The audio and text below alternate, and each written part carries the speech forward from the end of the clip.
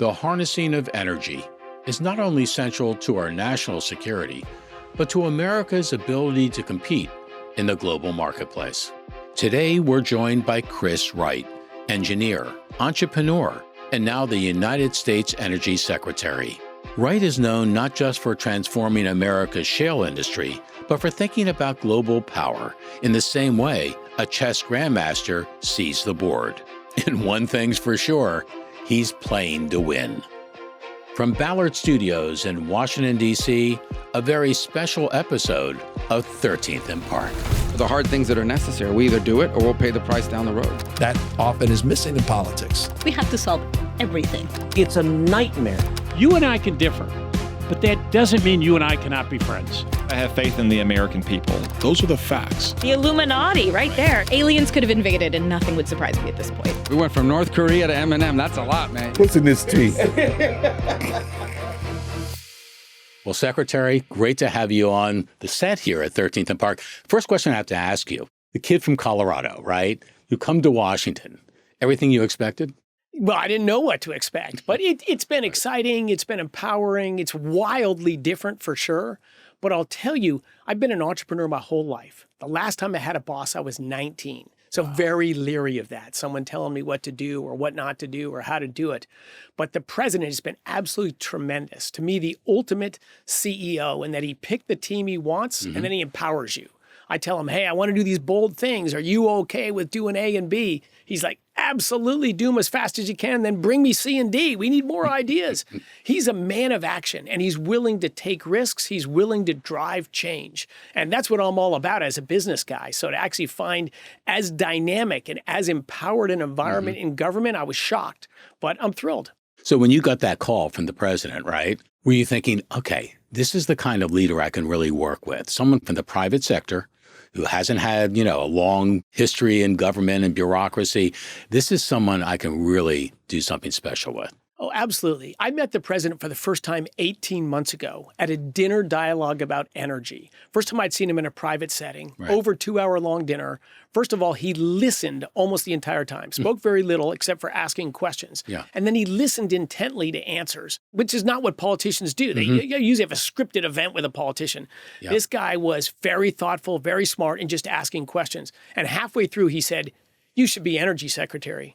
Just like that. Just like that. Right. He just saw this gut connection. He came up to me at the end of the dinner and said, would you do it? I said, of course. If I'm asked to serve my country, if I'm asked to serve with you, I'm in.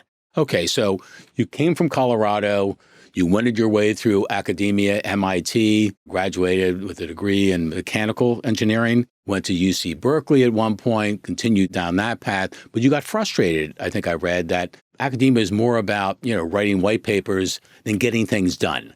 And that's when you really started to put things into overdrive, right?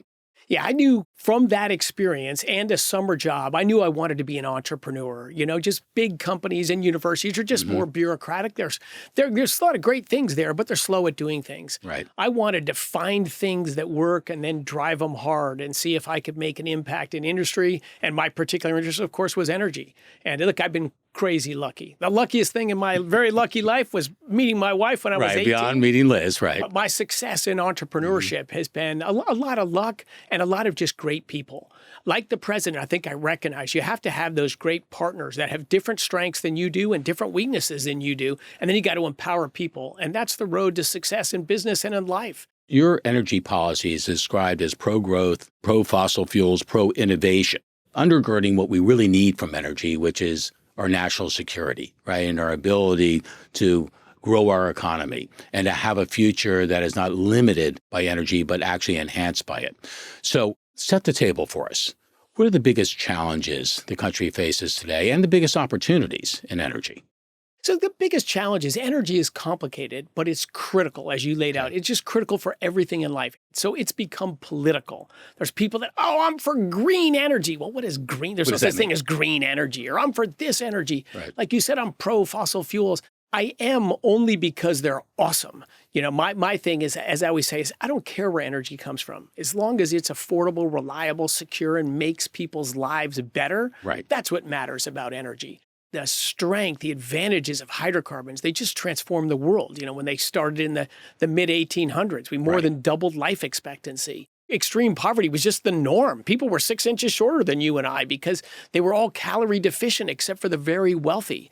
So, people grew taller. We got modern medicine, planes, trains. I mean, the world was transformed, Right. I say, by two things. The arrival of abundant, affordable energy, first by coal, then by oil, then by natural gas. All the other energy sources are derivative of hydrocarbon. We only can build a nuclear power plant or a wind turbine or a solar panel or geothermal harvesting of energy because we have hydrocarbons. They're all derivative energy sources. But it's proven very hard to change the energy system. The world was 85% hydrocarbons in 1973. I use that year because the Yom Kippur War started the we can't depend on oil. That's right. 85% of global primary energy last year. The exact same percent 50 years later. You told me something before we started this interview. I want to go back to that you're willing to go out there and talk to anyone, speak to any audience. How do you pierce through kind of the fog of distrust that people have that we're moving in the right direction on energy? How do you do that when someone comes at you and says, look, if it's not 100% solar, it's not right? Yes, and I think it's just honestly engaging with facts and trade-offs. People want to think the world's more black and white than it really is. I spoke at CU Boulder. Extinction Rebellion had a funeral for Mother Earth upon my arrival. And then at the end, I've got a line of students that want to do internships that thought they hated me when I arrived. And they were shouting at me, I was burning the world and lining my pockets. And instead of walking away, I just walked right up to them. And after a few minutes of engaging with them, they're calling up data on their iPhones and all that. The guy who was leading the protest was mad at them because they weren't doing the chants. They were talking to me and learning about me. Two of them followed me on LinkedIn the next day. There you go. So I talk about energy. I talk about climate change. I talk about, the biggest problems or struggles in the world in just sort of a data humanist-centered fashion. Right. And I think people realize maybe it is more complicated than I thought. Young kids are idealistic. They want to make the world a better place. Their heart's in the right place. Right. They've been told, climate change is going to end civilization and that the cure for climate change, is wind and solar. And wind, solar, batteries, they're 3% of United States energy. Only 3%. 3% after trillions of dollars. And then they're only in the electricity sector, which only delivers 20% of global energy. Like if we wrap the entire planet in a solar panel, well, congratulations, you're at 20%. How are you going to make that solar panel? How are you going to maintain it? Solar panels are made out of hydrocarbons. They're made using an intense amount of hydrocarbons. They're also made with slave labor in Xinjiang and China. So everything has trade-offs. And I also point out to them a quarter of humanity, 2 billion people, still cook their daily meals just like our ancestors did, burning wood, dung, and agricultural waste indoors. And that's 2 to 3 million easily preventable deaths every year. The simple answer is just a propane cook stove and a propane canister. We have surging propane production in this country. Like we can transform lives so massively by better energizing the world and lowering the cost of energy. Where if the IRA bill, we spent all the $1 trillion that was allocated and we did all that and spent it just the way Joe Biden and the team wanted, if we did all of that, Bottom line. and then you ran the climate models, what would be the impact of it?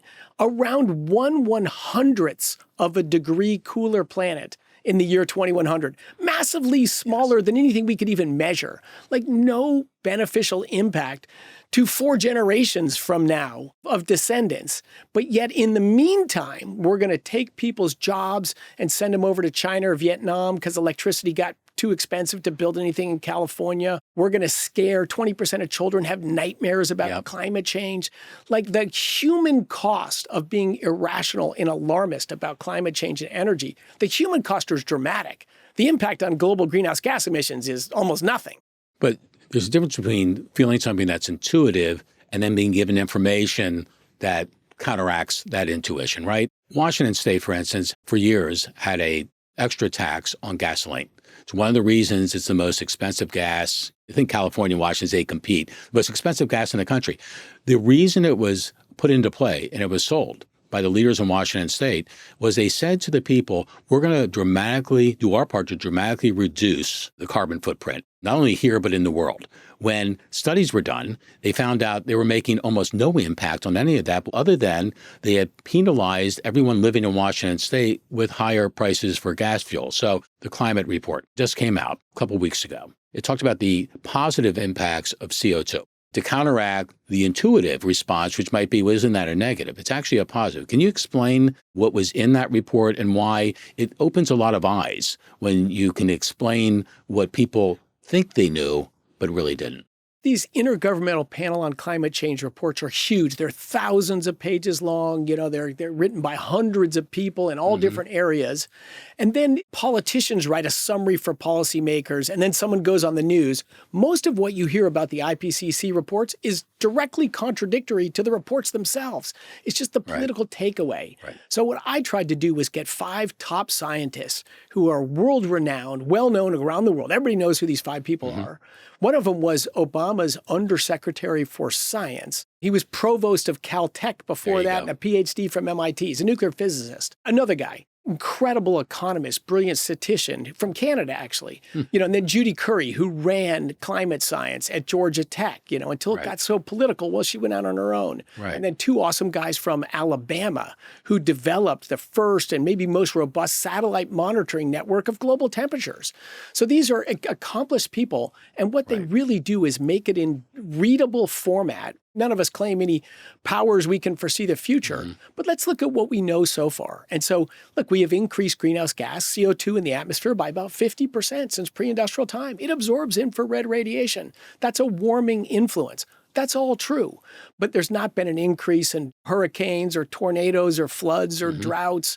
In fact, the impact of them on human lives has dropped like a stone. 97% less people die from extreme weather today than 100 years ago, and the global population quadrupled. Like, it's the safest time to be alive, but kids are terrified of storms. But the media, when they report on this, Secretary, when they have a violent storm, a hurricane, somehow they will take the step or the jump to, oh, this is part of climate change, right? You used to be selling the rising temperature. Well, we've warmed a little more than 1 degree C in a century. Like, I could change that temperature in this room by 1 degree C in 10 minutes and you wouldn't notice it.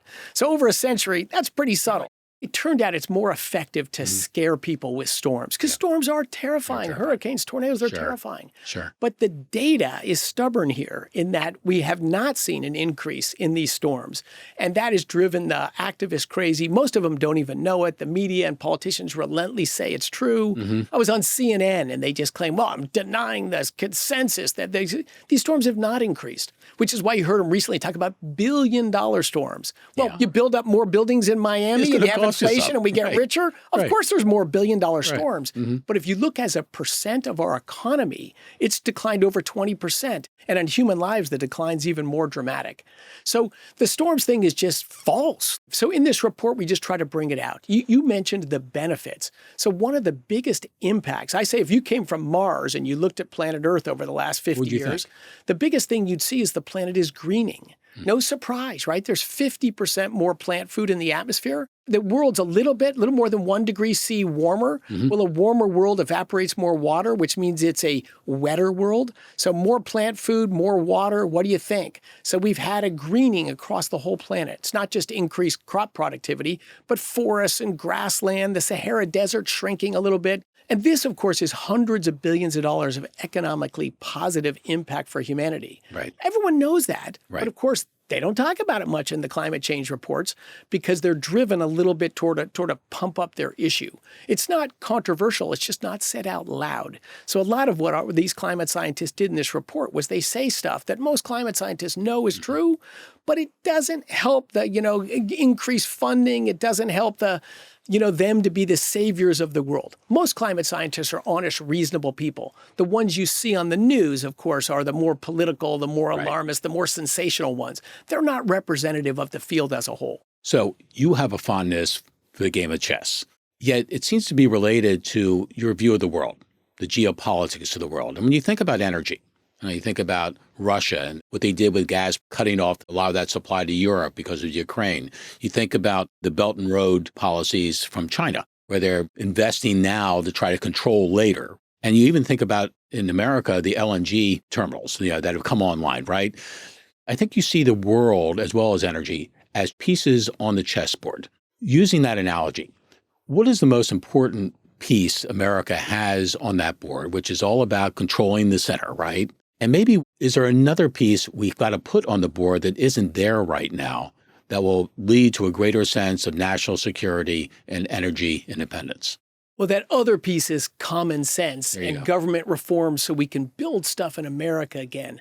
But you laid that out nicely. Energy is foundational. It's not one industry. It's the industry that empowers every other industry. Yeah. Like if you get energy policy wrong, you've just reduced the life opportunities, the business opportunities, the national security of your country. And we're seeing that in the United Kingdom and Germany, industrial powerhouses that have just neutered themselves by getting energy policy wrong. The UK brags that they've reduced their greenhouse gas emissions by 40%, the largest percentage reduction of every country. But they never brag that the only way they did it was they decreased their energy consumption by almost 30%. There you go. Like every energy intensive industry just left. Yeah. And if you make energy so expensive, guess what? People will heat their homes a little bit less in the winter and cool them a little bit less in the summer because they can't afford to. So if your decarbonization was impoverish your people and export your industries, nobody's going to follow that model. But that is the model the Biden administration was hammering down on, trying to go that direction. Yep. But again, the American people rebelled. They elected President Trump. But what do we have great in chess pieces on this board? The shale revolution. You know, this began over 20 years ago. A little bit of a blind squirrel finds nut. I was there throughout this from the late 90s. And what we turned was we took the United States from the largest importer of oil in the world and the largest importer of natural gas in the world. And we've made ourselves by far the world's largest exporter of natural gas and a net exporter of oil. Who replaced us as the largest importer of oil and natural gas? China. There you go. And natural gas in the United States is also our fastest growing export to our allies. As Europe is moving away from Russian gas, their largest source of incremental natural gas is now coming from the United States. Yeah. So that was President Trump's dream, was let's be energy dominant, not just supply all the American needs, but have enough that we can support our allies and friends abroad. It's economic power, it's national security power. It's magical, but yet we were shaming and trying to shrink it in the Biden administration and the Obama administration as this shale revolution was happening. So one of the challenges, obviously, that we read about a lot, the newest, most interesting technology called AI, which requires massive data centers to really enable this country to win what is clearly a race for global leadership, if not global dominance on AI. But that requires a lot of electricity. And as consumers, we've seen in recent years in America, you know, brownouts and blackouts, and Texas is very familiar with that as well as other places. What do we do, Secretary, to try to get our infrastructure back to where it needs to be? And how do we truly invest in the future, AI, knowing that these massive data centers, which is the key hub of it all, are going to need a lot of juice? Oh, you've asked the biggest question of today. That is the biggest issue of President Trump's term. And number one, I've compared this AI race, I've called it Manhattan Project 2.0. The Manhattan Project, the race to produce the bomb in World War II, not only was the technology transformative, but second was not an option. If Nazi Germany had a bomb before us or Japan had a bomb before us, the world would be unrecognizable to what it is today. Yeah. With AI, it's the same. If China got a lead on us, a meaningful lead on us, our national security would be at threat. They would become the dominant power in the world, and we're on a different pathway.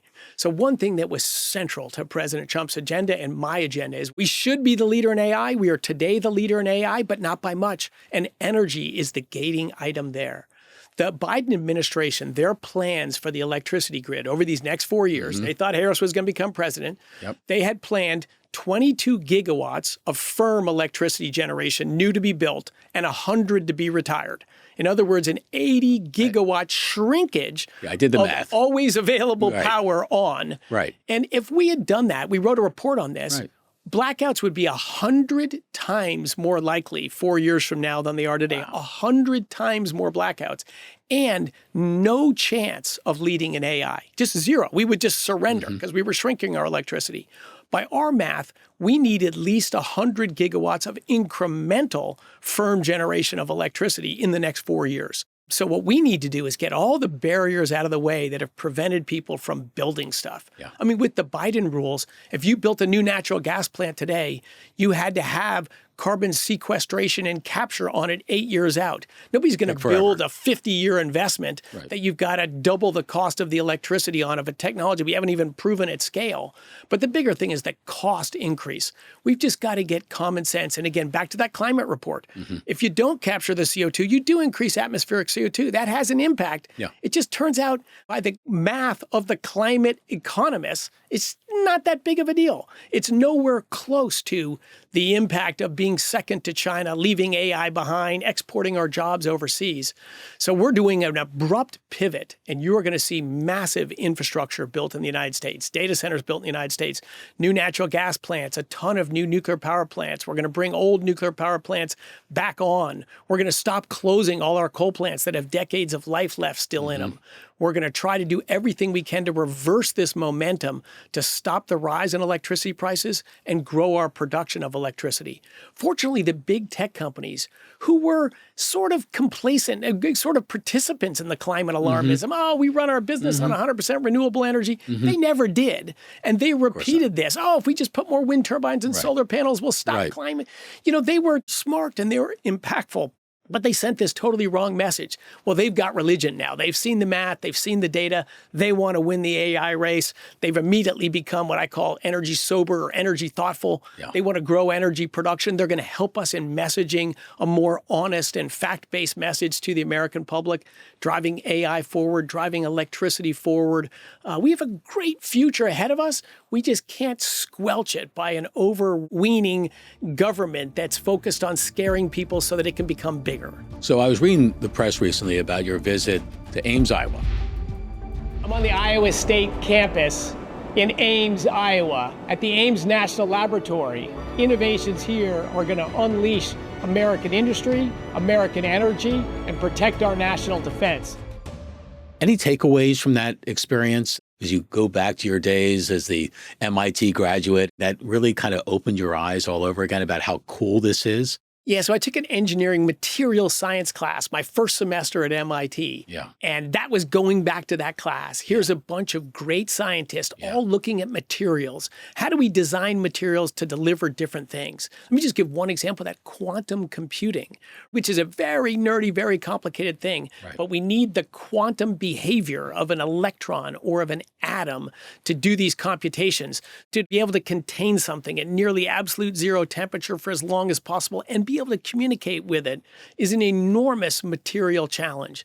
But I was heartened at Ames that hundreds of great scientists and engineers are there working every day on this. In fact, Ames is where it is because Harley Wilhelm was a chemist at Iowa State University in Ames, Iowa, when World War II started. And to build an atomic bomb in Manhattan Project 1.0, you need pure uranium, not uranium oxide that we mine, not uranium alloyed with other compounds. We needed pure uranium. We did not know how to produce pure uranium.